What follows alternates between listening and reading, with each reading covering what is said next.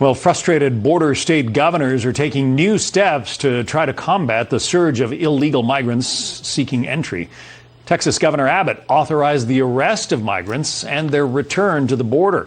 Arizona will spend more than $500 million on new security measures, including maintaining former President Trump's border wall. Meanwhile, the Biden administration insists the border is secure.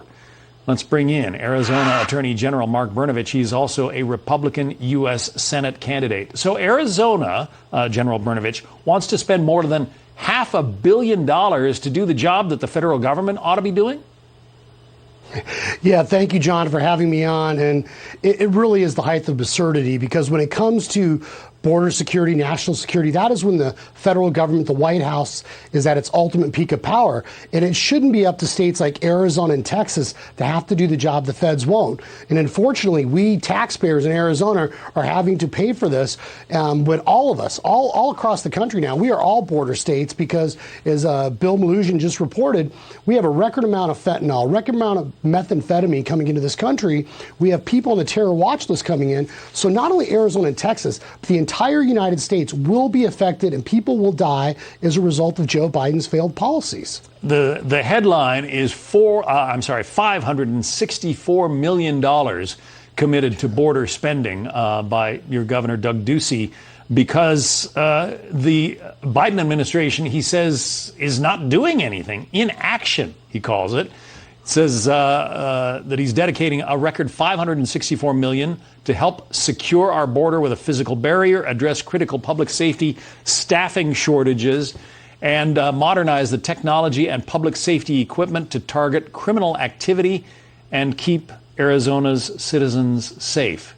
I'm just guessing that you applaud what the governor is doing. Yeah, well, Arizona, we are trying to do something. And, John, I wrote the first opinion in the entire country that basically says what is happening right now at our southern border constitutes an invasion. And I'm working with folks like Representative Arrington in Texas to make sure that we're doing everything we can so the states can use the tools in their toolboxes, including apprehending and expelling people that are violating essentially the invasion clause of the Constitution. But take a step back here. The big problem is that it's a matter of policy. We can have all the fences and all the drones, but if Joe Biden is incentivizing and monetizing people breaking the law, and now he's decriminalizing it by refusing to deport people, deportation orders. We have a lawsuit where he wants DHS to grant asylum, basically to people that have broken the law. So when you have the federal government having policies that incentivize and decriminalize, if people are coming here illegally and they're being rewarded for it, you're going to continue to see people break the law. So that's why it's been so demoralizing to us when you have people literally, John, crossing our southern border with, carry-on luggage. I mean, you get more of a hassle going through TSA at the airport than you will right now breaking the law coming into our country illegally because of the Joe Biden administration. Yeah, well, the Department of Justice is apparently looking at the program in Texas, Operation Lone Star, where they're using National Guardsmen to apprehend illegals and take them back to the border. The DOJ says that could be a violation of the Constitution. Give us your take on that as Arizona's Attorney General. Well, as someone that's had to sue the Biden administration numerous times and just got sued again, I will tell you that the Biden administration does not have a very good grasp of the law, and they have less grasp of the U.S. Constitution. And they're basically trying to centralize power in D.C. And Arizona, we just got sued last week because we have a law that says only citizens can vote in our election. You have to prove proof of citizenship if you want to vote in the presidential election. Joe Biden has let more than 3 million people into this country illegally, and yet he wants to sue Arizona for trying to check the citizenship of people voting in our elections.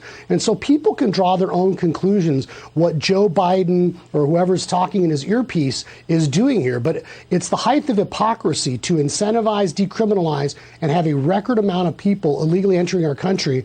Then at the same time, they're going after folks like Greg Abbott for trying to stop illegal immigration and protect his communities.